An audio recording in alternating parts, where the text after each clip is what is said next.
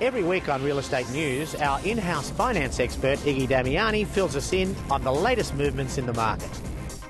There's a big fat question mark against the Reserve Bank. They're questioning whether the Reserve Bank has actually left interest rates on hold for way too long this year. Now, although auction clearance rates are looking somewhat better than what they were a couple of months ago, it's not time yet to go for a victory lap. Louis Christopher, the Managing Director of SQM Research, had these comments to make. Let me tell you now, house prices have not stabilised. In many parts of the country they are still falling, and auction clearance rates are weaker than recorded this time last year. Then he goes on to say this. The RBA should typically know this, and yet are still suggesting that there is stabilisation in the market. Well, not for Melbourne, and not for Sydney, and not for Canberra, and not for Hobart. And there's still some question marks on Brisbane, and there are still no signs of the Gold Coast or the Sunshine Coast coming out of their property crash. Interesting comments indeed. In fact, Tim Lawless from RP Data suggested that there have been no price movements in the first quarter of the year.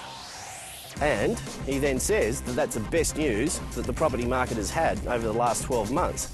Now, there's no doubt that it's tough out there in the marketplace, and in particular for property developers.